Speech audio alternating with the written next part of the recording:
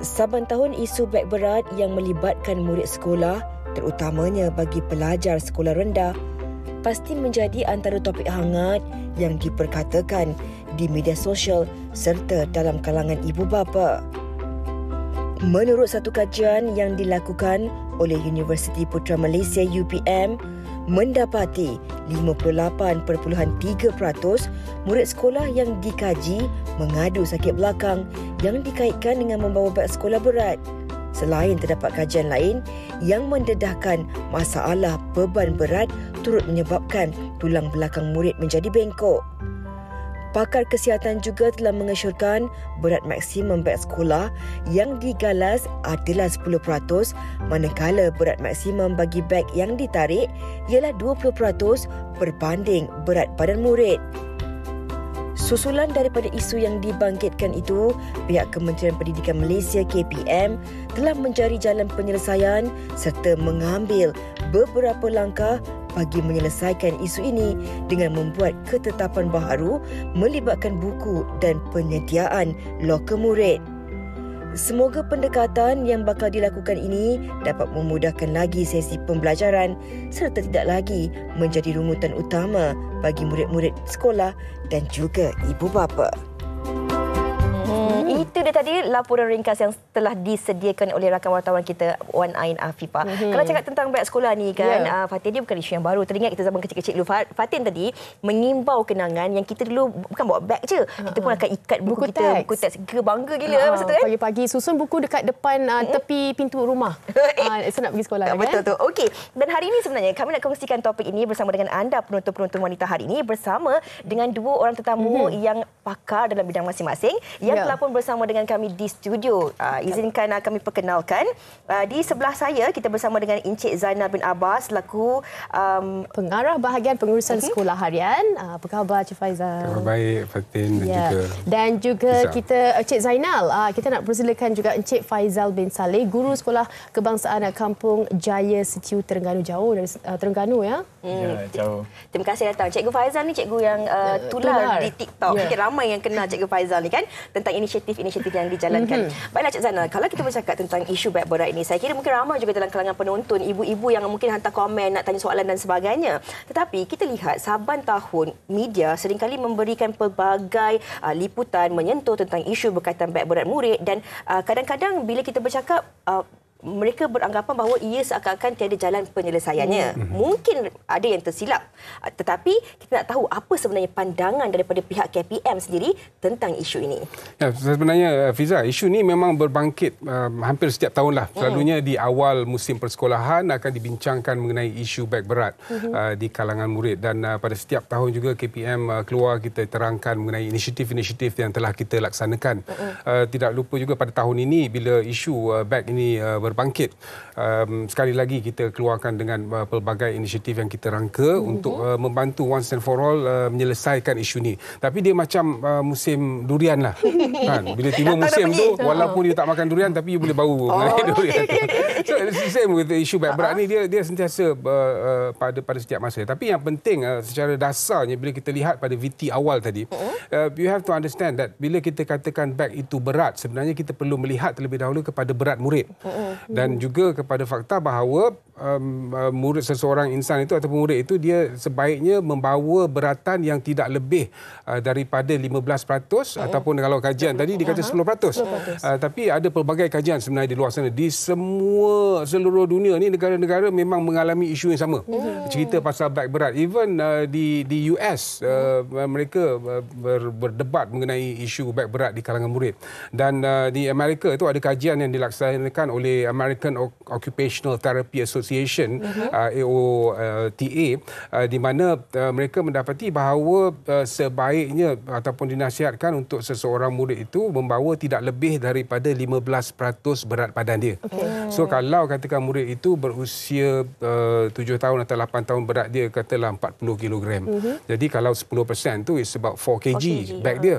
Dan apabila 15% tu is about 6 kg. Jadi berat yang dibawa itu seharusnya tidak lebih daripada itu. Saya juga tertarik dengan VT awal tadi yang gambar macam zaman 70-an bawa beg sandang dan juga ada yang bawa beg galas.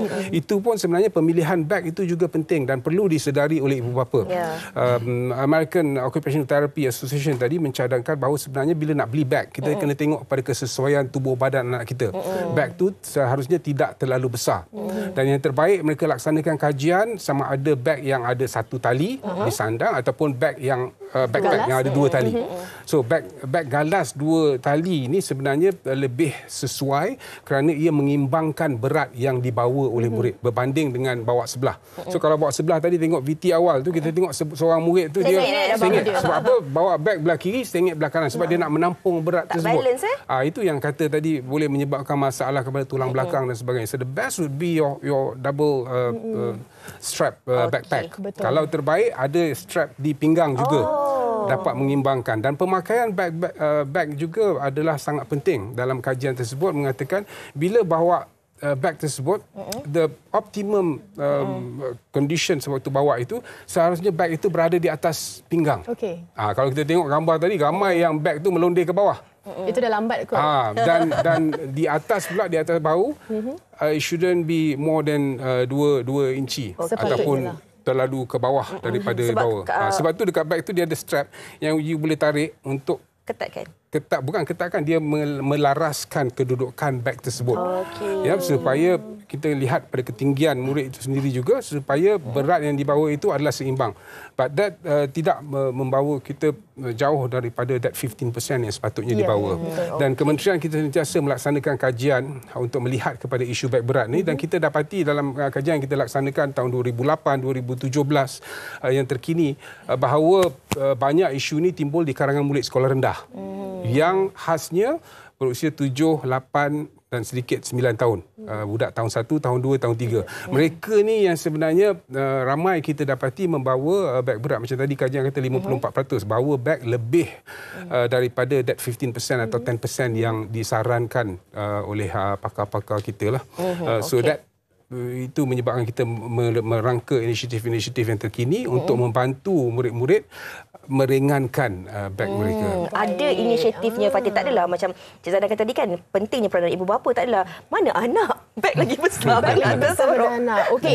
Itu apa yang dikongsikan oleh Tuan Zainal kan. Kita nak tanya juga kepada Encik Faizal selaku guru juga. Kita lebih mesra lagi Cikgu Faizal lah. Murid-murid dia tengah tengok tu. Cikgu Faizal, kalau berdepan dengan murid kan setiap hari, ada tak kalau melihat kepada senario berlaku sekarang ni keluhan-keluhan daripada murid sendiri ke ataupun bagaimana pendapat cikgu sendiri? Isu beg berat ni sebenarnya memang saya berdepan daripada saya jadi cikgu, mula-mula jadi cikgu sampai ke hari ini. Memang saban tahun ni benda berulang. Kalau kita tengok dari segi pemerhatian, kita tengok murid sekolah rendah dengan murid sekolah menengah ni berbeza. Rata-rata murid sekolah rendah ni dia bawa beg yang besar. Sebab apa? Dia rasa selamat bawa semua buku ke sekolah. Kesian dia. Terutamanya murid tahap 1 yang sekolah tahun 1, tahun 2, tahun 3 ni kononnya dia bawa semua beg, semua buku tu ke sekolah, dia rasa selamat. Itu kita tengok berbeza pula dengan budak murid sekolah menengah ni bawa beg sikit. Jadi dari segi jadual waktu mungkin memainkan peranan, mungkin mata pelajaran belajar di sekolah rendah ni banyak berbanding dengan murid di sekolah menengah, jadual waktu dia dalam seharian itulah kan. Itu yang orang kata apa yang saya nak kata, banyak bezalah.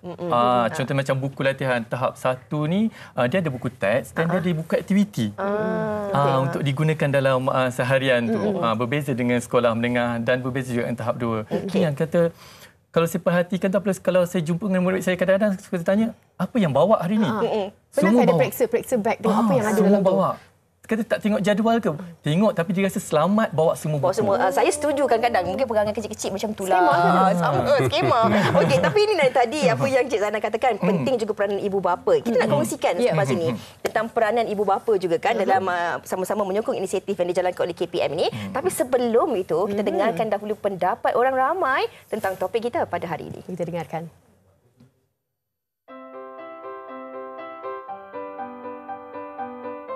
untuk murid tahap 1 takkan timbul masalah, takkan ada isu lah. Pasal kalau kata tinggalkan buku, sediakan loker ke ataupun box untuk diorang simpan buku. Macam sekarang ni kalau yang saya tengok tahap 1 memang cikgu ada buat inisiatif sediakan beg. Di setiap tempat duduk tu, diorang simpan diorang punya buku, perkakas semua di dalam kelas. Jadi tak perlu bawa balik. Okey, bagi pandangan saya bersetuju kerana di sekolah anak saya darjah 1, pihak sekolah bekalkan satu beg untuk meletakkan buku teks dan buku aktiviti untuk anak-anak, memudahkan mereka ke sekolah tidak perlu untuk membawa buku teks setiap hari. Bila ada benda ni bagus. Sangat saya setuju dan menyokong 100%. Ada penambahbaikan dari sudut pihak sekolah ataupun kementerian ni. Sebagai bapa, saya rasa inisiatif daripada KPM merupakan inisiatif yang baguslah dan boleh dipraktikkan ke seluruh sekolah di Malaysia sebab dia memudahkan murid-murid terutama anak-anak yang kecil untuk bawa buku ke sekolah dengan keadaan yang lebih ringan dan sedikit sebanyak dia dapat menggembirakan anak-anak untuk datang ke sekolah. Itu dia pendapat ibu bapa dan juga orang ramai tentang topik kita pada hari ini. Dan ini juga tentang inisiatif yang telah pun diumumkan oleh pihak KPM. Kalau boleh Tuan Zanal kongsikan sekali lagi kepada penonton tentang inisiatif yang telah pun diambil oleh KPM, sebagaimana kenyataan media KPM yang telah pun diumumkan. Ya, Fiza, kita telah laksanakan bagi tahun ini 7 inisiatif yang cuba kita laksanakan untuk mengatasi isu beg berat semasa ini. Inisiatif yang pertama semestinya pembekalan loker. Sebenarnya murid-murid tidak perlu untuk membawa semua buku teks balik ke rumah. Buku teks tersebut boleh ditinggalkan di sekolah. Jadi apabila kita membekalkan loker ini, ia merupakan satu inisiatif supaya murid-murid tidak perlu bawa semua buku teks ke rumah, bawa semula ke sekolah. Di seluruh Malaysia kita ada 7,778 buah sekolah. Sekolah rendah. We're talking about beg berat di sekolah rendah ni 7,000 lebih sekolah itu. Daripada 7,000 itu hanya 620 lebih sekolah yang mempunyai sekolah dua sesi. Jadi sekolah dua sesi ini apabila kita lihat ada pelajar belah pagi, ada pelajar belah petang. So kalau nak letak buku bawah meja, pelajar pagi dah letak, pelajar petang tak ada tempat. Itu yang inisiatif Cikgu Faizal tadi, dia sediakan kotak dekat sebelah. So KPM melaksanakan pembekalan loker ini dalam 2 fasa. Fasa pertama ini yang kita laksanakan sekarang ini dalam tempoh September dan Oktober, inilah pemasangan loker-loker tersebut, di mana kita membekalkan 249,646 buah loker seluruh negara, meliputi 626 buah sekolah di seluruh negara untuk murid-murid tahun 1, tahun 2 terlebih dahulu. Jadi fasa 1 ni kita beri fokus kepada murid tahun 1, tahun 2. Saya katakan awal tadi, kajian kita mendapati golongan inilah yang selalu bawa beg lebih, beg berat yang lebih ke sekolah. Kerana apa tadi kita dah kata dia bawa semua buku dan sebagainya. So that is the first initiative. Dan fasa kedua akan kita laksanakan dalam tempoh 2023 untuk kita membekalkan juga untuk murid-murid di tahap 3, tahun 3, 4 dan 5 dan 6. Itu inisiatif yang pertama untuk kita bekalkan loker supaya pelajar dapat menyimpan barangan mereka di dalam kelas dan di dalam loker yang selamat apabila sekolah-sekolah dua sesi ini beroperasi. Yang kedua, inisiatif yang kedua ialah penyusunan semula jadual waktu. Kita cakap tadi jadual waktu, Cikgu Faizal kata sekolah rendah ni mata pelajaran banyak. Dan kita dapati itu memang benar. Yang berhormat Menteri Pendidikan sendiri, kita pergi ke sekolah-sekolah dan kita tengok beg murid. Kita minta izin nak tengok dalam beg dia. Memang dia bawa, ada murid yang bawa semua buku. Buku teks dia ada, buku kerja ada, buku latihan ada, kamus semua dia bawa. So dan ada juga murid yang bawa ikut jadual. So yang bawa ikut jadual ni sebenarnya kajian kita terdahulu mendapati yang bawa, kalau dia bawa ikut jadual sebenarnya dia tak lebih daripada 3% daripada berat beg tersebut. So kalau berat beg tu tadi kita kata 6 kg, hanya 3% daripada berat beg tersebut adalah buku teks. Buku teks. Dan KPM sebenarnya buku teks ni, kalau dulu kita ada buku teks yang tebal-tebal. Sekarang ni kita dah jilidkan. You have jilid 1, jilid 2. So bila belajar itu yang penting perancangan oleh guru. Dia merancang merancang apa yang dia nak ajar dalam minggu tu, dia boleh maklumkan kepada budak, hari ni kita nak bawa buku teks jilid 1. Buku kerja tak payah bawa. Kerana buku kerja kita tak guna, kita akan guna buku jilid 1. Ataupun mungkin bawa jilid 1, bawa juga buku kerja. So kita susun jadual di sekolah rendah ni, kita keluarkan surat siaran pada bulan 3 supaya bagi murid-murid di tahap 1, iaitu murid 7, 8, 9 tahun ini, jadual mereka dalam sehari tidak lebih daripada 4 mata pelajaran. Ya, cuba bayangkan kalau ada 8 mata pelajaran dalam sehari, dia kena bawa 8 buku teks, tak kira lagi buku tulis. So 8 buku teks, kemudian buku kerja lagi yang dibawa dan juga buku latihan yang dibawa, dia menyebabkan beban. So kita kata okay, not more than 4 subjects per day. So ini automatically daripada 8 tadi, kita dah ringankan beban dia kepada separuh. Back semakin ringan kan? Okey, inisiatif yang ketiga, kita kata buku kerja ni hanya yang dibekalkan oleh KPM saja. Tak boleh, tak payah bawa buku kerja yang diterbitkan oleh syarikat-syarikat swasta. Normally, kita lihat ataupun kajian-kajian di sekolah-sekolah tertentu, dia banyak menggunakan buku-buku kerja terbitan swasta. Kerana apa? Dulu kita ada examination, kita ada peperiksaan UPSR. Tapi KPM dah mansuhkan UPSR. So tak perlu nak buat drilling. So learning is not about drilling. Kalau dahulu mungkin guru-guru berpaksi kepada peperiksaan macam mana nak jawab soalan-soalan peperiksaan, buat latihan dan sebagainya. So learning is now more meaningful sebab kita dah mansuhkan peperiksaan. So you don't have to do all the exercise. Kalau nak buat sebagai tambahan boleh gunakan di rumah. But di sekolah tidak perlu kecuali yang dibekalkan oleh KPM. So buku kerja tu dah makin ringan. So 3 initiative already. 4th initiative ialah di mana buku latihan. Dalam kita kata ada buku teks, ada buku kerja, ada buku latihan. Buku latihan ni ada certain subjects yang mempunyai lebih daripada 1 atau 2 buku teks. BM misalnya ataupun English, you ada buku vocabulary, you ada buku karangan, you ada buku grammar, you ada buku latihan. So you have 4. So kita dah maklumkan kepada guru-guru seluruh negara, kepada JPN, kepada PPD, bagi buku-buku murid maksimum 2. Bila kita kata maksimum 2, murid melaksanakan latihan dalam buku yang pertama. Selesai latihan, hantar kepada Cikgu Faizal tanda. Sementara Cikgu Faizal nak tanda kembali kepada murid, nak buat latihan, guna buku yang kedua. Buku kedua siap, dapat buku pertama, hantar buku kedua, tukar. Jadi pada satu hari dia tak bawa terlalu banyak buku lah. Tak payah bawa 4, gunakan 2 buku yang sama.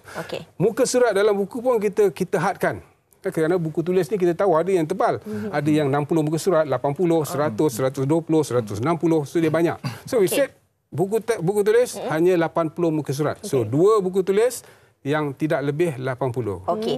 Buku teks digital dan juga pendekatan PDP. Buku teks digital ia merupakan inisiatif berterusan Kementerian Pendidikan Malaysia. And the pandemic yang melanda negara dalam 2 tahun kebelakangan ini sebenarnya blessing in disguise kerana dia membantu kita untuk fast track digitalization. Kalau kita lihat, Kementerian Pendidikan Malaysia juga melancarkan Pelantar Delima. Dalam Pelantar Delima tu baru-baru ni kita lancarkan Delima 2.0 yang lebih interaktif dengan pengguna. Dalam Pelantar Delima itu kita ada lebih 692 judul buku teks yang telah dimuat naik dalam bentuk digital, boleh diakses oleh murid pada bila-bila masa. Bukan saja murid, ibu bapa pun ada password untuk akses Pelantar digital, boleh akses. Dan kita juga ada bahan-bahan pembelajaran yang lain. So misalnya you belajar mengenai fotosintesis di sekolah, cikgu mengajar fotosintesis. Balik rumah boleh buka buku teks yang dalam bentuk digital tu dan baca. Kalau tak faham boleh pergi kepada satu lagi ikon, dia boleh klik dan lihat guru-guru pakar mengajar. Kerana kita juga ada guru-guru pakar yang menyediakan video-video pengajaran. Kita nak kongsi lagi sebelah sini. Tapi Cik Faizal, kita nak tanyakan. Kita nak tanya juga apa yang dikongsikan oleh Tuan Zainal sebentar tadi kan. Kita pasti banyak usaha yang dijalankan oleh KPM ni. Tapi untuk sebagai seorang cikgu sendiri, adakah cikgu merasakan ini satu tanggungjawab pihak KPM sahaja ataupun bagaimana peranan ibu bapa dan juga guru khususnya? Dalam isu beg berat ni, saya dengan tim cikgu sekolah saya, kita orang menggunakan tagline Wonder Pets. Iaitu apa yang penting, kerja sama. So maksudnya ini bukannya kita menyerahkan sepenuhnya kepada KPM, tak. Ini melibatkan segenap lapisan. Guru, warga sekolah, ibu bapa, PIBG, kita perlu kerjasama. Yang saya kata tadi kan, kerjasama. Di mana kalau guru ni, kita akan menyambut suruhan KPM tentang jadual waktu. Di mana penyusunan semula jadual waktu memastikan 3 ataupun paling banyak 4 subjek sahaja dalam satu hari. Begitu juga yang dikatakan oleh Tuan Zainal tadi, penggunaan buku tulis. Kalau sebelum ni sebut je buku latihan matematik 120 memang wajib. Sebab apa, lambat habis. Tapi sekarang kita menyambut seruan KPM tu, kita gunakan buku latihan matematik tu yang muka surat 80 sahaja. Jadi itu ringan untuk budak murid bawa ke sekolah. Begitu juga dengan peranan ibu bapa. Ini memang saya nak sangat peranan ibu bapa ni, ataupun bekerjasama sangat dengan ibu bapa. Contohnya macam memastikan pemilihan beg. Itu penting Cik Zara dah cakap tadi. Pemilihan beg. Memastikan beli beg untuk anak mereka ni beg yang ringan. Bersesuaian untuk anak tu. Sebab murid nak bawa ni. Murid ni nak bawa ke sekolah. Sama juga dengan apa yang ada dalam beg anak-anak tu yang dibawa ke sekolah. Kena semak. Betul. Okey. Cikgu Faizal dah kongsikan tentang pemilihan beg, peranan ibu bapa kena semak. Tuan Zainal juga dah kongsikan perkara yang sama. Ini antara inisiatif yang telah pun dilakukan oleh Cikgu Zainal, dan saya kira ramai lagi inisiatif yang dilakukan oleh guru-guru di Malaysia ini bersama dengan kerjasama KPM sendiri. Inisiatif bagi meringankan beban beg anak-anak ini untuk bawa ke sekolah. Kita kongsikan bingkisan ini. Jom kita saksikan. Mengambil kira isu beg berat yang sering dibangkitkan oleh pelbagai pihak, Guru Sekolah Kebangsaan Bukit Kuda Klang, Selangor telah melakukan beberapa inisiatif bagi membantu murid-murid meringankan beban beg yang dibawa ke sekolah, terutamanya bagi pelajar tahun 1. Berkongsi tentang pendekatan yang diambil oleh pihak sekolah, Wakil Guru Kelas Pelajar tahun 1, Khairul Nazirin Samsudin berkata inisiatif yang dilakukan itu mampu mewujudkan suasana pembelajaran lebih kondusif dalam kalangan murid. Memang inisiatif kita akan membantu meringankan beban muridnya untuk membawa beg, menggalas beg ke sekolah mengikut jadual waktu, dan membantu ibu bapa untuk menguruskan urusan anak-anak dengan lebih baik.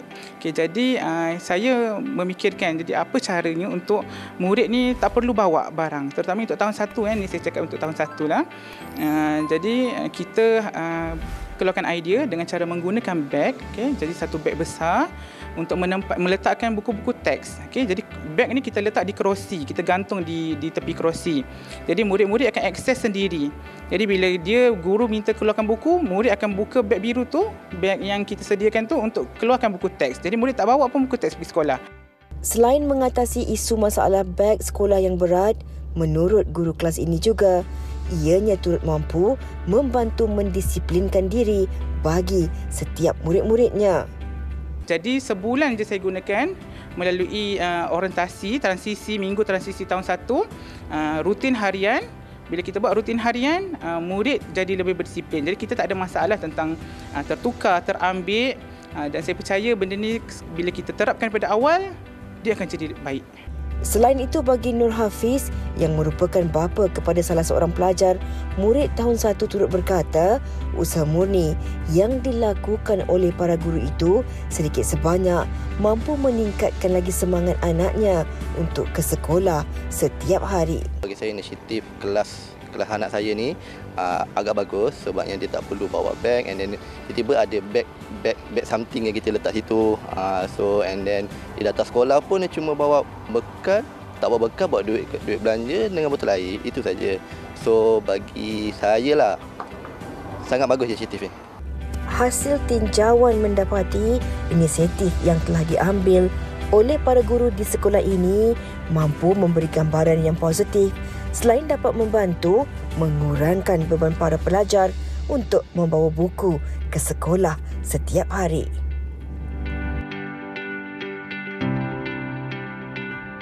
Syabas kita ucapkan kepada tenaga pengajar. Baik, di hujung perbincangan kita ini kan Tuan Zainal, apa agaknya harapan daripada KPM sendiri berkenaan dengan inisiatif-inisiatif yang telah dijalankan? Semestinya inisiatif yang kita laksanakan itu adalah untuk membantu murid itu sendiri agar mereka tidak terbeban untuk membawa terlalu banyak beratan sewaktu hadir ke sekolah. Dan yang penting sebagaimana yang dinyatakan tadi, kita perlukan kerjasama semua, bukan saja di peringkat kementerian. Bila kita roll out sesuatu dasar itu untuk dilaksanakan, kita memerlukan kerjasama dari semua pemegang taruh, daripada guru-guru, daripada ibu bapa. Kalau guru sendiri, yang pertama dari segi perancangan pelajaran dari aspek minggu tersebut. Dia kena tahu dia nak ajar apa hari Isnin, apa hari Rabu, apa hari Khamis. So perancangan itu telah ada dan dimaklumkan kepada murid supaya apabila murid balik dia tahu dah apa nak disediakan dalam beg. Jadual waktu disediakan oleh pihak sekolah, dibawa ke rumah dan ibu bapa take some quality time. Take about 5 minutes, 3 minutes, duduk bersama anak pada waktu malam, tengok apa yang dia masukkan dalam beg sekolah ni. Oh, buku ni ada tak? Buku ni dah bawa. Oh, buku ni cikgu dah ambil. So saya bawa buku ni saja. So just take some quality time, sit down with your child, talk to them, lihat sebenarnya apa yang mereka bawa di dalam beg. Kerana lebih sebenarnya daripada buku. Ada yang bawa mainan pun ada pergi ke sekolah.